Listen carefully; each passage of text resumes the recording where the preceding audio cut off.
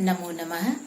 मैं डॉक्टर सुभद्रा कुमारी आज आप लोग के सामने प्रत्याहार सूत्र इसी कड़ी में तीसरा वीडियो लेके आई हूँ। जैसा कि मैंने बताया कि मैं मुख्य रूप से यूपी बोर्ड के 10वीं क्लास के बच्चों को ध्यान में रख के पढ़ा रही हूँ, तो मुझे संतोष नहीं मिला जो मैंने पिछले वीडियो में पढ़ाया था। प्रत्याहार सूत्र की उत्पत्ति, प्रत्याहार बनाने की विधि। तो चूंकि जिन बच्चों को हम लोग पढ़ाते हैं उनका स्तर बहुत वैसा संस्कृत के संस्कार से परिष्कृत नहीं रहता है और केवल 42 प्रत्याहार बता के कि इस तरह से 14 माहेश्वर सूत्र से 42 प्रत्याहार बनते हैं, मुझे संतोष नहीं मिला। और मैं अपनी कक्षा में भी इसको अलग से बच्चों को बताती हूँ और याद करवाती हूँ।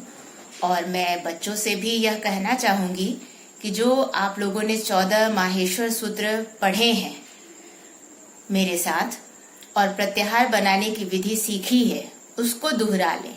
उसको बिना दोहराए आगे समझ में कभी नहीं आता है, नहीं आएगा। एक बार फिर से मैं प्रत्याहार सूत्र आप लोगों के साथ दोहराऊंगी, आप लोग उसको पढ़ेंगे। तो शुरू करते हैं, आइए। महर्षि पाणिनि को नमस्कार करके मैं प्रत्याहार सूत्र पढ़ने जा रही हूं। इसमें एक चीज यह भी बता दूं प्रसंगवश कि ऐ उड़ जो पहला प्रत्याहार सूत्र है, माहेश्वर सूत्र है, उसमें जो अ है वह मंगलवाचक है। अब यह प्रश्न उठ सकता है कि सारे ग्रंथों में तो सबसे पहले मंगलाचरण होता है, तो क्या महर्षि पाणिनि ने मंगलाचरण नहीं किया? तो इसका उत्तर है किया है।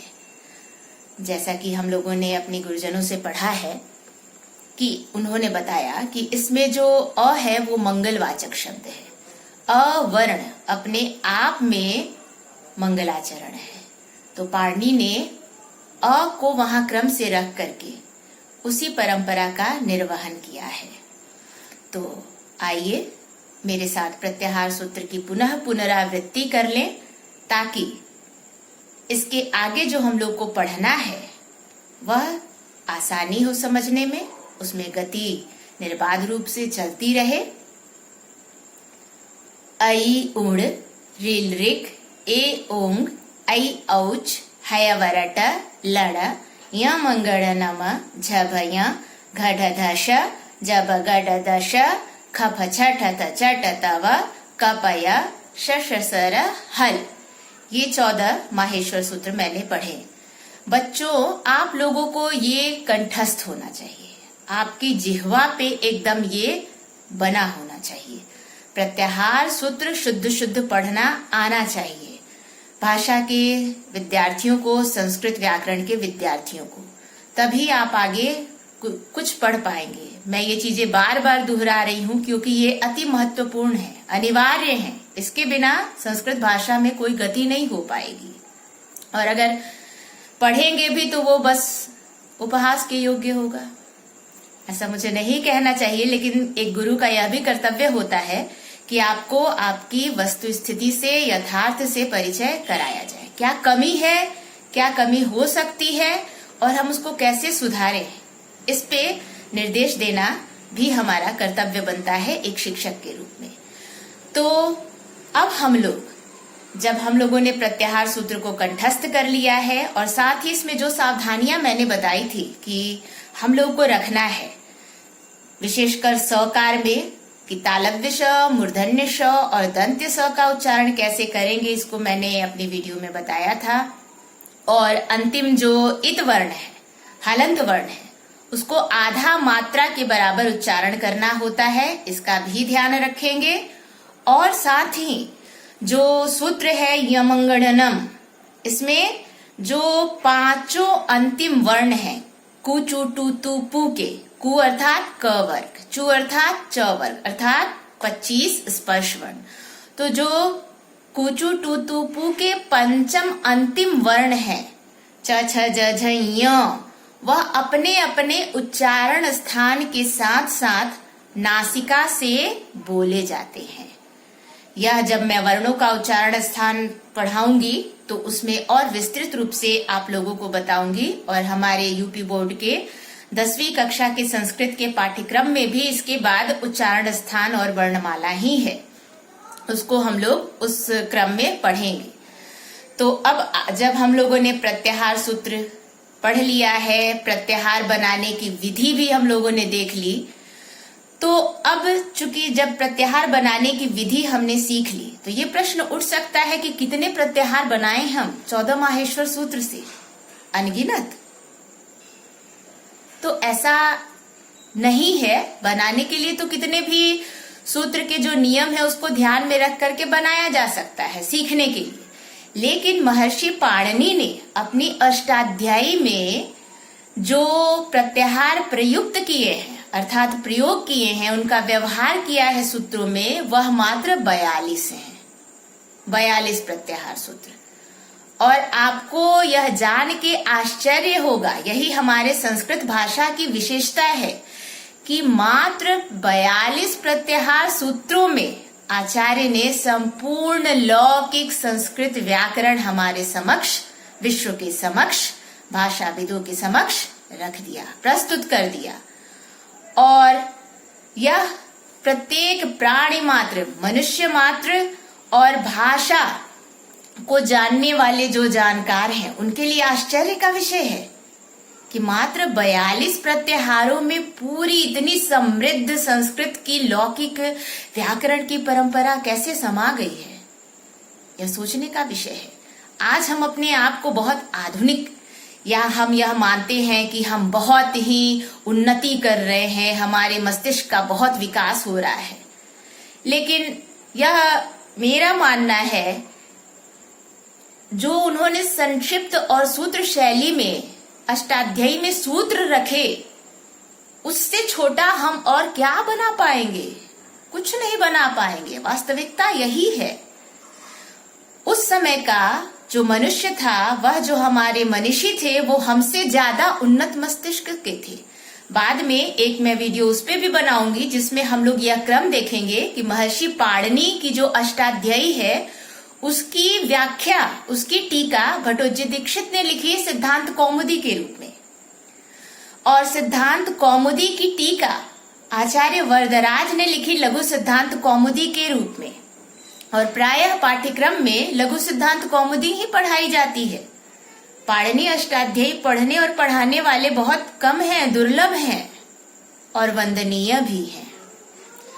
और आज मैंने यह भी सोचा है कि जो हमारे यूपी बोर्ड के सरकारी विद्यालयों में पढ़ने वाले हमारे विद्यार्थी हैं, वास्तविकता यही है कि वह मूलभूत सुविधाओं से भी वंचित रहते हैं। शायद ही किसी ने पाणिनि की अष्टाध्यायी देखी हो। तो मैं अपने विद्यालय में भी बच्चों को ले जाके पुस्तकें दिखाती हूँ, क्योंकि जब देखेंगे तभी उसका संस्कार बनेगा, और जब संस्कार बनेगा तो उसमें रुचि होगी। जब रुचि होगी तो विद्यार्थी पढ़ने लगेंगे, और पढ़ते हुए को ही पढ़ाया जा सकता है, ऐसे हमारे गुरुजन कहा करते थे। मैं भी वही कहना चाहूंगी। तो वीडियो के अंत में मैं आप लोगों को, खासकर मैं अपने बच्चों को, संस्कृत के बच्चों को, इन सरकारी विद्यालय के बच्चों के लिए मैं आज वो पुस्तकें भी दिखाऊंगी, ताकि उनकी उत्सुकता बने कि इतनी छोटी सी पुस्तक में और इतना बड़ा गागर में सागर कैसे भरा पड़ा है। बहुत ही वैज्ञानिक विधि है और एकदम गणित के सूत्रों की तरह है हमारा संस्कृत। यह इतना आसान नहीं है, और नियमित पढ़ने वाले के लिए, रुचि से पढ़ने वाले के लिए कठिन भी नहीं है। मैंने बहुत सारे वीडियो देखे हैं, YouTube पे भरे पड़े हैं, जिसमें कि इन व्याकरण की चीजों को पढ़ाया गया है, बताया गया है, लेकिन मैंने उसमें पाया कि जो लोग संस्कृत जानते हैं, पढ़ रहे हैं, आता है, उनके लिए तो बहुत अच्छे हैं। लेकिन जिन बच्चों को मैं पढ़ाती हूँ, जिस स्तर के बच्चों को हम लोग पढ़ाते हैं, कृपया यूपी बोर्ड के शिक्षक और विद्यार्थी अन्यथा न लेंगे। उनका स्तर, वो भोजपुरी में भी बोलते हैं, शुद्ध हिंदी भी नहीं बोल पाते। ऐसे विद्यार्थियों को संस्कृत भाषा पढ़ाना अपने आप में एक चुनौती है और इस चुनौती का सामना हम शिक्षक वृंद करते हैं। तो मेरी यह कोशिश है, यह वीडियो बनाने की जरूरत इसीलिए पड़ी कि प्रत्याहार सूत्र और प्रत्याहार बनाने की विधि सीखने के बाद जो हम लोग बता देते हैं 42 प्रत्याहार हैं, तो बच्चे कितने प्रत्याहार बनाएं, कहाँ तक उसकी सीमा है, और उनके मन में अगर इस तरह की शंका उत्पन्न हो रही होगी तो उसका मैं समाधान इस वीडियो के माध्यम से प्रस्तुत करने जा रही हूं। आइए अब हम लोग बोर्ड पे देखते हैं।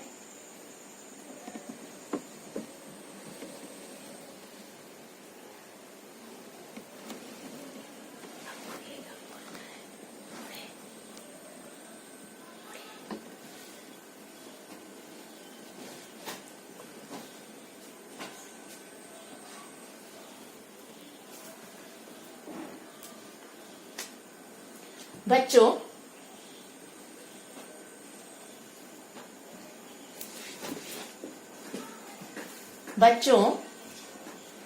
आप लोगों ने 14 माहेश्वर सूत्र पढ़े, प्रत्याहार बनाने की विधि सीखी और अब हम लोग, मैं पीछे भी बता चुकी हूं कि 42 प्रत्याहार होते हैं। अब मन में यह शंका हो सकती है कि 42 जो प्रत्याहार हैं तो इनकी गणना केवल 42 ही क्यों है, प्रत्याहार तो और भी बन सकते हैं। तो हाँ, बनते हैं, लेकिन महर्षि पाणिनि ने अपनी पुस्तक में केवल 42 ही प्रत्याहारों का प्रयोग किया है। बोर्ड पे आप ध्यान से देखिए, मैंने 3 खंड में 14 प्रत्याहार लिखे हैं, तीनों मिला के 42 हो जाते हैं। और वे प्रत्याहार कौन कौन से हैं 42 प्रत्याहार, और उनका उच्चारण कैसे करना है, यह हमारे विद्यार्थियों को अपनी कॉपी में अभ्यास कर लेना चाहिए।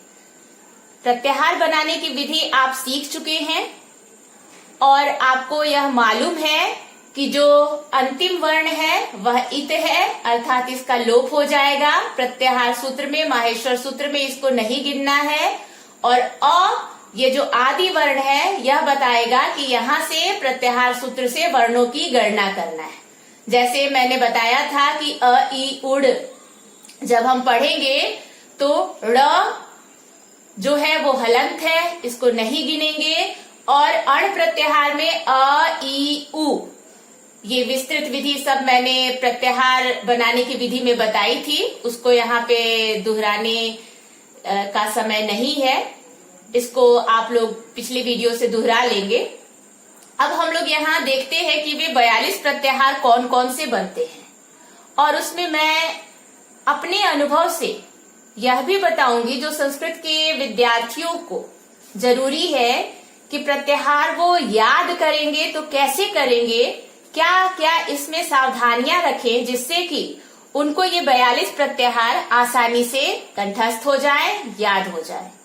और बच्चों, संस्कृत ऐसी भाषा है कि इसमें स्मरण रखने का बड़ा महत्व है। जब तक आपको चीजें याद नहीं होंगी, समझने के साथ साथ याद होना भी आवश्यक है, क्योंकि परीक्षा में आपके पाठ्यक्रम में इस तरह से प्रश्न आते हैं, अण प्रत्याहार में कौन कौन से वर्ण हैं।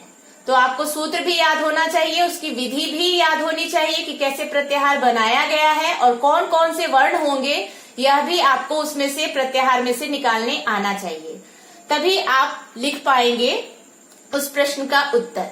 अब देखिए, हम लोग ध्यान देते हैं, जैसा कि सूत्र, पहला सूत्र है आई उड़ से लेकर के शश सर हल तक, जो 14 माहेश्वर सूत्र हैं, इस बोर्ड पे क्रम से वर्णों के अनुसार से प्रत्याहार लिखे गए हैं। इसको ध्यान से आप देखें। सबसे पहले हम देखते हैं अ से बनने वाले प्रत्याहार। तो यहाँ आप ध्यान देंगे, अ से बनने वाले प्रत्याहार कौन कौन से हैं? अण, अक, अच, अट, अड़, अम, अश, अल। ये 8 प्रत्याहार हैं जो कि अ से बनते हैं। समझने के लिए मैं इसको यहाँ पे ऐसे घेर देती हूँ।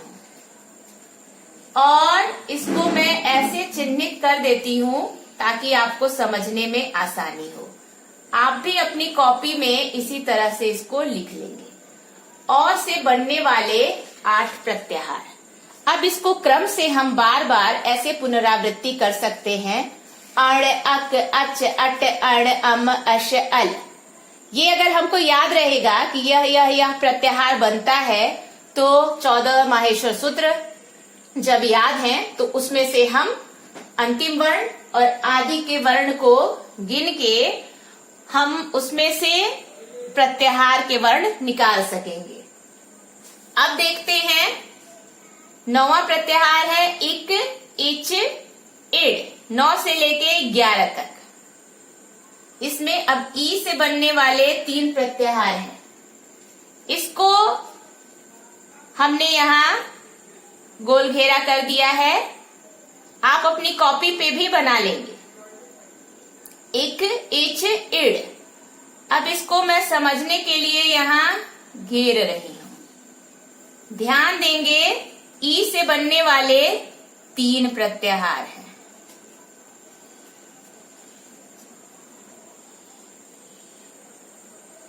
उ से 1 प्रत्याहार है।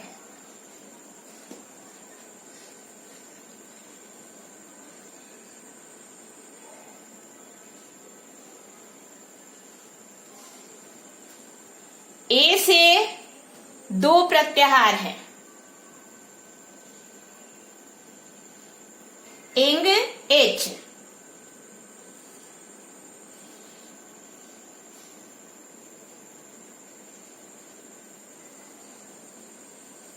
इसी तरह आई से 1 प्रत्याहार है।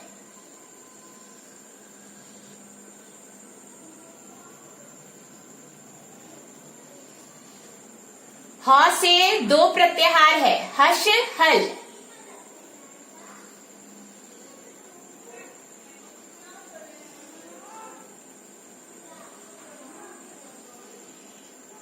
य से यण, यम, यय, यय, यर। यह आपके 5 प्रत्याहार हैं।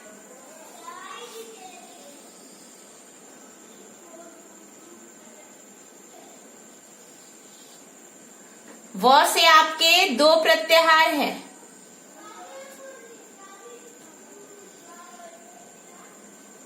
वश, वल। र से 1 प्रत्याहार है।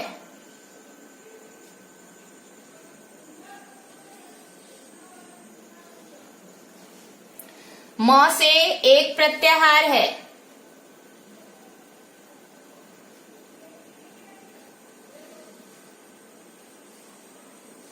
ङ से 1 प्रत्याहार है। ngम।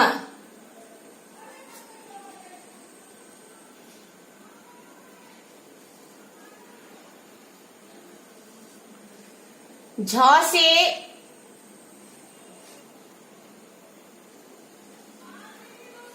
झश, झश, झय, झर, झल। 5 प्रत्याहार हैं। इस क्रम को मैं ऊपर लेके जा रही हूं। यहां पे इसको लेके एक साथ करेंगे।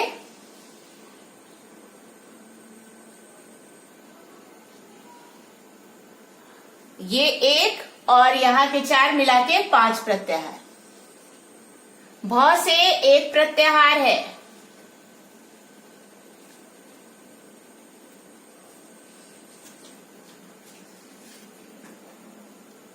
ज से 1 प्रत्याहार है।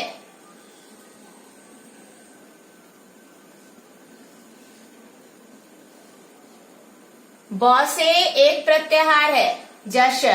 ज से। ब से बश।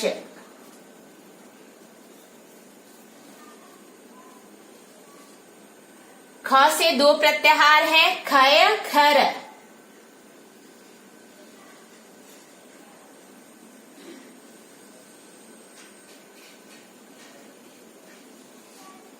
छ से 1 प्रत्याहार है। छव।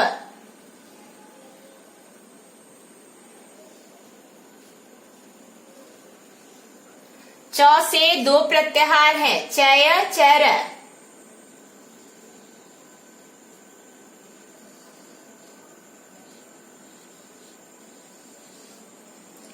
श से तालव्य श से दो प्रत्याहार है, शर शल।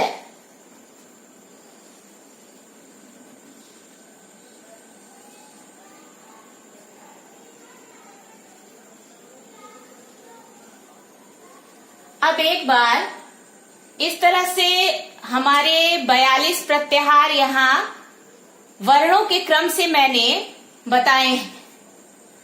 जरूरी नहीं है कि आप इसी तरह से याद करें, लेकिन विद्यार्थियों के लिए ये ट्रिक मैंने कक्षा में प्रयोग किया है और उससे मुझे अच्छा परिणाम मिला है।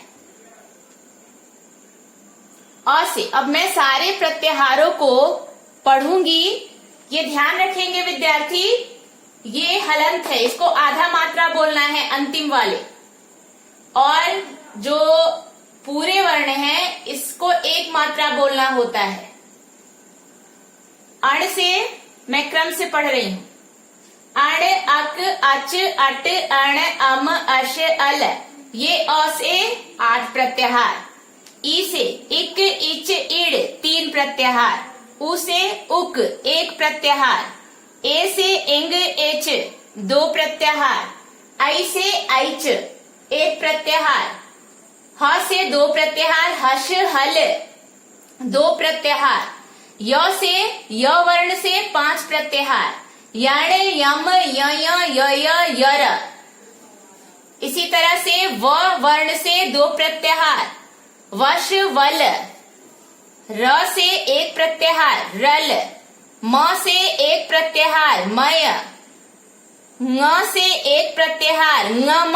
क ख ग घ ङ जो होता है वह वर्ण है यहाँ पे, ngम 1 प्रत्याहार। झ से 5 प्रत्याहार हैं, यहाँ बोर्ड पे अटा नहीं है इसलिए मैंने इसको यहाँ पे लिखा है। झश झश झय झर झल, 4 ये और 1 यहाँ का, झश मिला के 5 प्रत्याहार। भ से 1 भश 1 प्रत्याहार। ज से जश 1 प्रत्याहार। ब से बश 1 प्रत्याहार। ख से खय खर 2 प्रत्याहार। छ से छव 1 प्रत्याहार। च से चय चर 2 प्रत्याहार। और अंत में तालव्य श से शर शल 2 प्रत्याहार। अब ये आपको अगर कंठस्थ हो जाता है 42 प्रत्याहार, तो आगे जो भी आप सूत्र पढ़ेंगे व्याकरण के, उसमें आपकी बहुत ही अच्छी रुचि भी बनेगी, गति भी बनेगी और समझ में भी आएगी।